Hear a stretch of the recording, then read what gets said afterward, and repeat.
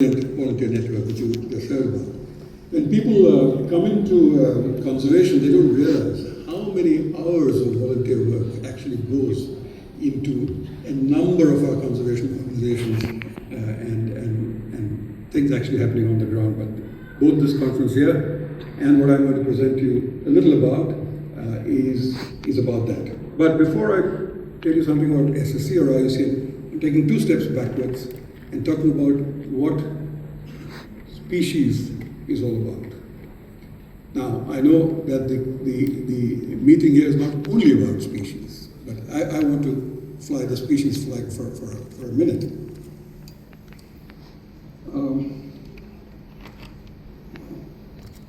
If this works. Right.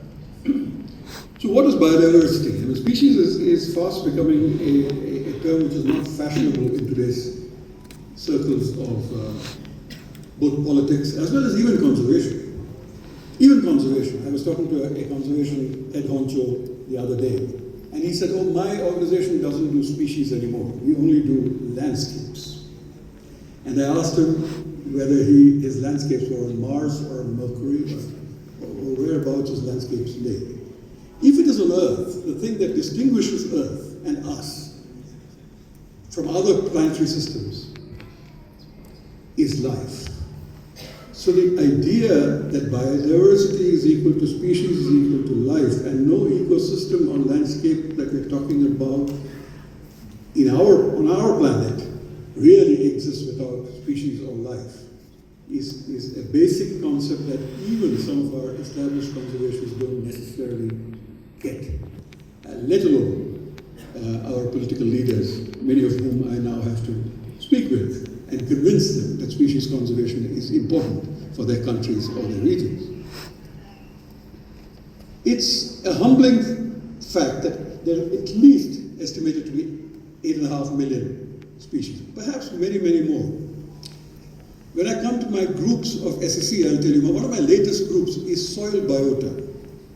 I used to chair the elephant specialist group, one animal, big thing, in the world. Soil biota, there are millions of species, microscopic species.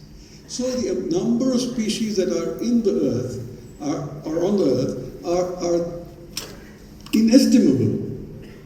And we only have some broad calculations of what could be, of which we have only described about little over 1 million species. So that's the gap of even the knowledge of what we have.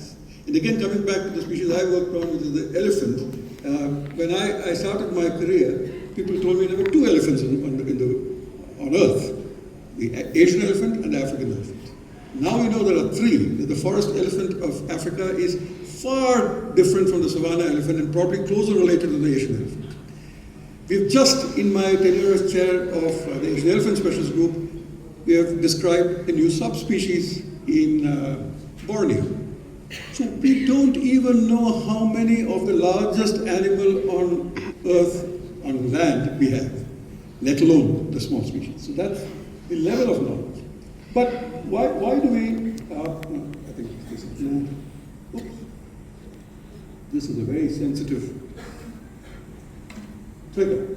But why do we need to conserve biodiversity? Okay? So there are a few reasons, and of which only the idea that the work of species is independent of us is the only unselfish one. All others are equally valid, but they're selfish. All right? And Mallory once said about the mountains, as being in Nepal, I should talk about that. The famous mountaineer Mallory, when he was asked, why do you climb mountains? He said, because they are there. So why do you conserve species? Because they are there. Is possibly the only unselfish reason that you can give, which is real. But some others do it because they find it beautiful and they love it, a perfectly valid reason. Yeah. Others do it because of spiritual reasons. There you go. And whatever the religion that you talk about, you can always find a quote which tells you that life is precious and you need to preserve it because it's important for future generations or us. We can talk about the science in the web of life. Mind you, as I'm growing in both my age and scientific experience, I can tell you this doesn't really work. But anyway, it's a broad, overarching theory that we can talk about. It's very difficult to actually connect one species to the other. My father is an automobile engineer, and he doesn't really believe in most of what we do. And he keeps asking me what will happen if your rhino goes. He doesn't like the rhino, personal preference. He said it's got a horn on its nose, bad design. He used to design cars. He said it should go. He said you're anti-Darwinian. You're calling back a creature which doesn't look good. He said let it go, let something else come. That's Darwinian, right? Now, if you take that thing as if the rhino goes, what will happen to me? It is a difficult one to prove this web of life, actually. Yeah. But anyway, it's an easy thing to tell people. And then when you talk to politicians or when you talk to people who do not understand the biological fabric of life, but understand valuation, then there are now new studies that are coming out every year on the value of biodiversity. Boy, really fast. As I told you, the encyclopedia of ignorance that we have today is not only that we have 1.2 million species, but if I look at the biggest tool that the IUCN has, or the SSC, which our chair has, is the Red List, right? Everybody, even common people around the world understand endangered, threatened, these words. But these words have some scientific meaning. However, what we have done is include 170,000 species only out of the 1.5 million we know, out of 8.5 million that may exist or more. So actually what we are measuring the status of life on Earth is a fraction of what is. And if you see, we've made some progress over the last 20 years to get things like fungi and invertebrates on. By the way, for all of you conservation biologists, talking about flora and fauna, which used to be the sort of phrase where I was growing up, please don't do that. Say flora and fauna and fungi. Fungi probably drive life more than flora and fauna. And they're distinctly different from flora. So the idea of lumping them with plants seems to be very 18th century. So let's move on and start using the term flora and fauna and fungi. The good news is all of you and all your work works, right? I'm finishing 40 years in conservation, and I can tell you that some days you wake up and say, what the hell am I doing? Things are dying, nothing is working, right? The doom and gloom, and much of it is real because you cannot look at the world through only rose-tinted spectacles. However, we know that theoretically, it's on the left. I'm not getting into the theory of that. If any of you want to understand that graph more, you can come and meet me later. But if you look at it, for example, from the Red List Index, in this case for ungulates, we see that the actual Red List Index is today much better than had you not worked. So the red line is, had you not done conservation, ungulates would have been much worse off. Or in case of organizations who have done their own, measures, here is Durrell, which talked about the fact that had they not done their conservation, this is what would have happened. So overall, there are several studies which show that conservation does work as long as it is, in terms of species, it's species focused. If you do general conservation to conserve the Earth, for example, do general carbon stuff or climate change stuff, you won't save species necessarily. Some of it might, but you do need to address species needs almost specifically. So what do we need to do, all of us, is to do, I think, a mixture of all of this. I'm not going to read out everyone, but really we need to work, and all of you can work to close this encyclopedia of ignorance, right? All your research, all your theories, all your papers are not only for getting your CV updated, but it is for bridging this gap, and for which you need to feed into some of these processes, like the Red List, like the SSC work, which I'll come to in a minute, where you can actually use your individual knowledge and work to feed into a global system. Okay? Definitely work with people who are not in this room. Mohammed said that I'm somewhere in the world all the time, which is true. I travel 25 days a month for the last 20 years, so not only in this room. I do most of my talks with people who are not conservationists. Politicians, with industry, with bureaucrats, with school children, with all sorts of sets of people who we need to reach out to and form links with. We have talked enough to each other. I mean, we need to continue talking, but we need to take our message outside this hall of the SCB. And I'm only focusing on those 2 or 3 things which normally you would not do. I'm sure many of these things you would do anyway, right? The other one is the difference between science and what you think is science and what science is, and also the difference between science and art. Science today for conservation, what you need are social sciences just about as much as biological sciences. The problem that we face with saving life on Earth are people, not the animals themselves or plants. So if you are all experts on animals and plants and fungi, but none of you are experts on talking to people or knowing what they need, we have a problem. So we need many more social scientists in our midst. So I don't know how many of you are. How many of you are social scientists? Can you put your hand up?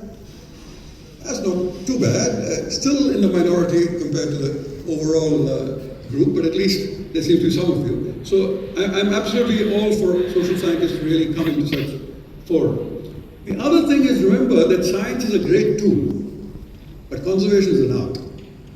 You don't save species or you don't make policies for countries because there's good science. In fact, good science is very often ignored for societal objectives or values or ethics that government or that nation has. They use good science when they want to use good science. And to make them want to use your good science, you have to have the art of communication, you have to have the art of persuasion, you have to have the art of perseverance.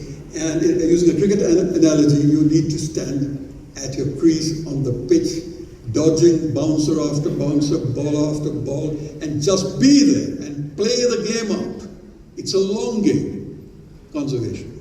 And we don't want all of you, especially the youngsters in the room, to play this for a short while and go back. I know T20 is a fashion in cricket, but I'm an old cricketer who used to play the whites. So really a long game is what we are looking at. The rest I'll go through very quickly because I just want to introduce you to IUCN and SSC. So that's the vision and mission. I'm not going to talk very much about it. You can read it. But remember that the IUCN was established in 1947 in Fontainebleau in France. And very soon after that, the commissions, which are the autonomous, the commissions are the intel inside IUCN, right? It's the technical intelligence. And one of them, the early ones, was the SSC. A venerable network, which has been in place from 1949. Those are the chairs, and you can see several names, including, I suppose people may know Sir Peter Scott, the best of the lot, but several venerable names have chaired this earlier. Interestingly, and I had not noticed it before my election, that I'm the first person of Eastern origin to have taken this outside Europe and the Americas. My predecessor, John Paul, took it south. Venezuela is sort of south. But still in the Americas. So it's interesting that some of this dynamic is changing over the years. We work on a cycle called Assess, Plan and Act. And Assess is Red List and Green Status. There's a new thing called Green Status, relatively new, which tells you what your conservation work does in a more incremental way than the Red List. Red List almost is the final product of where the species is. But remember, we also make plans. There are thousands of SSC plans which actually guide government today. And although we don't go out and save species ourselves, we act in facilitating conservation on the ground by giving the science into making things actually happen. So this is the network that I'm supposed to chair. Nearly 220 groups of different shapes and sizes. I've just in the last 6 months appointed 500 chairs, so that's been my life. Having 1 hour Zoom calls with every one of these groups to get to know them. Everything from ladybirds to elephants, from fungi to soil microbiota. It's fascinating the number of people who have expertise in saving different forms of life. How many of you are a member of the SSC in some way or the other? Second time for you to put your hands up. Yeah, that's not bad either, but still quite a lot of gaps. So any of you who have species knowledge and want to, I will give you one slide here of how to do, but otherwise you can catch me. I'm here all day today and little parts of tomorrow.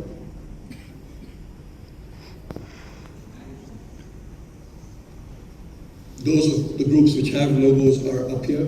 And even if you look at this, you see the bouquet of wildflowers we have in this. Some of these are professionally made things. Some of them, the chair's daughter seems to have drawn it on a napkin. But whatever it is, there are these groups and they function, right? They really work to try and save species around the world. As you can see, these, apart from the red list and the green status and the key biodiversity areas, which are the three big partnerships that SSC feeds into. They're partnerships, they're not just SSC. There are other organizations as well who are members of these and who drive these. But it's really the SSC's Intel Insight which feeds into these three main processes. But like I said, we bring out so many of these guidelines which really governments use. And so you can also contribute some of this if you're SSC members. You can put up your hand and say, I want to do this, or feed into one of these, which really are very important. IUCN has 148 members of SSC, so I don't know how many people who put their hands up are from Nepal. But I've called as many of them as possible to come tomorrow to the IUCN office where I'm hosting a small coffee session with all of you, tea and coffee, not just coffee. And for you to meet the organizations who are members of the IUCN. IUCN members are actually organizations. There are 24 member organizations, including the government of Nepal, right? But the SSC or any commission members are individuals. They're there for their individual members. But the two often don't meet. So hopefully tomorrow evening is a time when, if any of you have time, just drop into the IUCN office, just for an hour or so, where we can interact. Finally, as I said, if any of you are not SSC members, remember, in the old days you needed an invitation from Peter Scott or whoever it was. Yeah? No longer the case. My whole views are different.